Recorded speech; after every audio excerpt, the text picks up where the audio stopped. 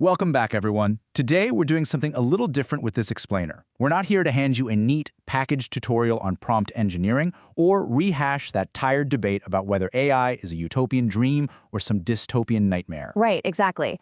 We actually want to deliberately sit in this uncomfortable, unresolved space today. Our goal is to dive deep together into what is fundamentally an incomplete thought. We've been looking over this incredibly fascinating observational record by Tsutomu Yoshida, also known as Tommy Yoshida, and it explores this exact question. What uniquely human traits are left when AI becomes, frankly, terrifyingly flawless? So we're just going to keep this conversation completely open-ended, standing right on the edge of this massive paradigm shift. And to really set the stage for how weird this shift is, there's a story from Yoshida's records that sets up this deeply visceral paradox. Okay, so picture a Nobel Prize-winning chemistry researcher. Obviously, a brilliant mind operating at the absolute pinnacle of human intelligence, right? And they're using this cutting-edge AI to process just mind-boggling amounts of global literature. They're churning through decades of complex academic papers, synthesizing massive datasets in literal seconds. And here is the absolute punchline. After all that flawless digital calculation, the researchers' next move wasn't to run a more complex simulation. No, instead, they just closed their laptop, packed a suitcase, and got on a physical airplane to go meet someone. I mean, think about that for a second. Why on earth would you fly all the way across the world when the AI sitting right in your pocket literally already has all the data? Right, on paper, that action completely defies the logic of pure data efficiency. But it makes perfect sense the second you look at what AI is actually doing. Generative AI is phenomenal at summarizing explicit methodology. It can parse published conclusions and perfectly align millions of data points in a snap. But what that AI absolutely cannot extract from a digitized PDF is tacit knowledge, right? It cannot capture the ambient temperature of that other researcher's lab. It can't digitize that super subtle visual cue of a chemical compound changing color, just a fraction of a second faster than you expected. That Nobel laureate basically recognized that the absolute highest level of human insight isn't written down in text. It literally lives in the human body. It's in that unwritten, completely messy physical reality and the friction of actually sharing physical space with another person. So a great way to think about it is this. Generative AI organizes the sanitized, digitized data of the past. It hands us this flawlessly detailed, beautifully rendered map of everything humanity has explicitly recorded up to this exact moment. Yeah, but a map is completely static. An AI doesn't know that a bridge on its perfectly rendered map just washed out in a rainstorm yesterday. As the saying goes, the map is not the territory. The actual, rugged, real-time physical territory, which is constantly shifting with human motives, unspoken anxieties, real-world friction, that still has to be physically walked by us. The AI gives us the map, but we're the ones who have to walk the territory. And honestly, that introduces a pretty massive vulnerability when we rely too heavily on the map. I mean, think back to early tech or the first real wave of AI. Remember when software would just randomly crash or a translation tool would spit out absolute gibberish? Oh, for sure. The errors were so loud back then. The friction was highly visible. And Yoshida brings up this brilliant Japanese concept called iwakan to explain why that visible friction was actually a really good thing. So iwakan essentially translates to a visceral sense of incongruity. It's like your internal radar going off, that gut feeling that something is just slightly off. When 90s software crashed, boom, it instantly triggered our iwakan. It literally woke up our critical thinking. But today's AI, the terrifying part is that it is just so dangerously smooth. Exactly. Because modern AI generates these incredibly seamless, highly authoritative outputs, it essentially weaponizes eloquence. We look at this perfectly structured, beautifully formatted, 5-point strategic plan, and our brains just take a massive cognitive shortcut. We instinctively assume that because the presentation looks logically flawless, the underlying premise just has to be true. And that perfect formatting completely lulls our iwakan radar right to sleep.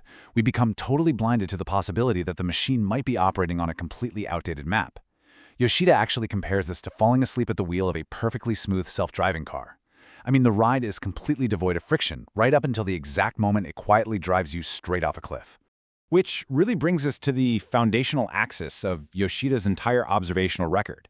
See, he deliberately wrote out these thoughts in both English and Japanese, and he didn't just do that to reach a wider audience.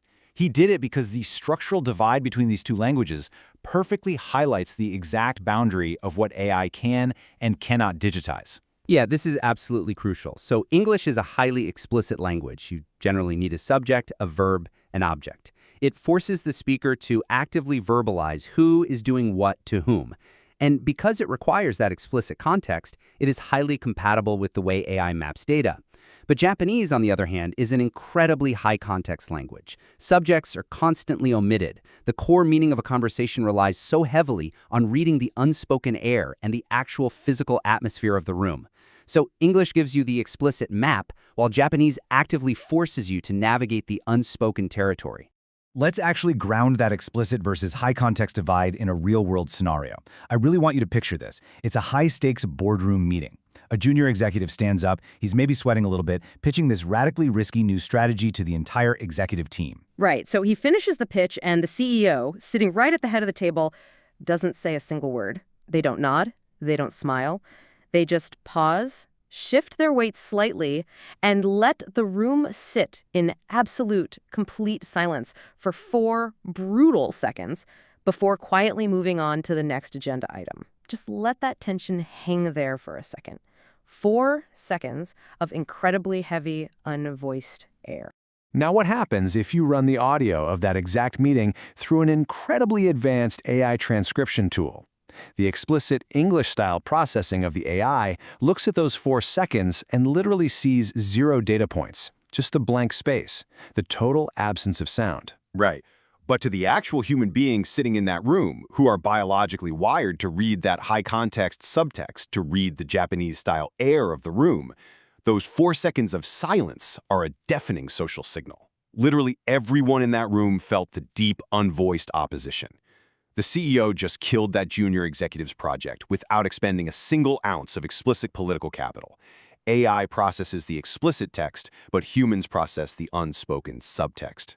And because AI just cannot read that unspoken subtext, it fundamentally cannot participate in the incredibly inefficient friction required to build real human trust. Think about how we actually form partnerships in the real world. You simply cannot prompt engineer trust. No way. You can't ask an algorithm to artificially accelerate the process of getting a deeply skeptical client to open up about what they're actually afraid of. Building trust requires the deeply inefficient physical friction of sharing time and space with another person. It requires drinking tea together. It requires engaging in completely meandering small talk, subconsciously observing each other's physical reactions, and literally just sitting in the room together until those emotional defenses finally come down. To a machine, those are just glaring inefficiencies, but to us, they are the absolute bedrock of trust. And if trust actually requires that physical friction, well, it ultimately points us to the starkest dividing line between human and machine. It's not a difference in intelligence or processing power or speed. It is the fundamental divide between calculation and responsibility. Exactly. An AI can effortlessly calculate, say, an 87% chance of success. It can weigh global market trends in milliseconds and hand you this beautifully formatted list of strategic options. But it fundamentally cannot, under any circumstances, take responsibility for the outcome of those options. I mean, seriously, what happens to the AI if the strategy it explicitly recommended ends up bankrupting the company? Absolutely nothing. It just updates its weights, adjusts its parameters, and maybe spits out an error message. It doesn't lose a wink of sleep, it doesn't have a career trajectory that's completely ruined, it doesn't have to stand in a room full of angry employees and bear the heavy weight of those consequences. AI has no physical body and 0 social standing to risk. Responsibility fundamentally requires vulnerability, and the machine is completely invulnerable. The dynamic here becomes incredibly clear when you apply it to a life-or-death scenario, like in a hospital. In modern medicine, AI imaging software can scan an X-ray and pinpoint a microscopic anomaly with a level of precision that totally blows the human eye out of the water. The machine provides this flawless foundational layer. It gives you the perfect map. Yeah, but the AI cannot perform the surgery. A human being still has to physically cut the skin. A human has to navigate the visceral, messy reality of unexpected bleeding that definitely wasn't predicted on the digital scan. And, perhaps most importantly, a human must look the patient's family in the eye, make the incredibly hard call, and personally take on the immense malpractice risk. The machine maps the known world, sure, but the human must make that agonizing jump into the messy, physical reality. So when we look at how Yoshida visually frames this entire dichotomy, it really boils down to a handover process. AI organizes information, it researches incredibly fast, and it presents logical possibilities. AI is the starting point. It absolutely excels at providing explicit answers. But human judgment is the destination. We are the ones who have to take those perfectly formatted answers, step out into the high-context physical world, talk to real people, verify the unwritten error of the room, and ultimately make actual meaning out of the data. Answers come from calculation. Meaning comes from lived experience. Okay, but let's push this. I want to really challenge this idea and push it to its absolute theoretical limit. We just spent all this time establishing that AI can't read the heavy silence of a room because it relies entirely on explicit text, right? Right. But what if, say, 5 or 10 years from now, technology actually evolves to read the unreadable? What if that future boardroom is fully equipped with extreme biometric sensors? We're talking high-resolution cameras tracking every microexpression, thermal sensors measuring the literal sweat on your palms, and monitors instantly tracking minute fluctuations in everyone's heart rate in real time. Wow, okay, that is a genuinely terrifying thought experiment. Because in that scenario, the undata actually becomes data. The high-context subtext is forcefully translated into explicit text. Just imagine wearing smart glasses and the AI perfectly translates the unspoken atmosphere of the room for you.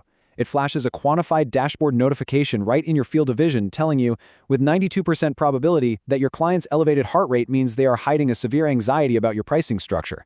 The invisible air of the room, the very thing we said was uniquely human to read, has basically been entirely digitized. Which leaves us sitting with an incredibly heavy, completely unresolved question. If we truly reach a point where everything, even our hidden physiological presence, our unspoken anxieties, and the actual air of the room is perfectly mapped, predicted, and quantified by sensors, where is the final fortress of humanity? Right. If the machine knows we are afraid before we even consciously realize it ourselves, what's the point of human judgment? What is actually left for us to do in that world? I think it might just come down to what you do with that fear. Is courage the ultimate unquantifiable metric? Because even if a biometric dashboard perfectly measures the client's hidden anxiety, the data itself cannot reach across the table to soothe that fear. Exactly.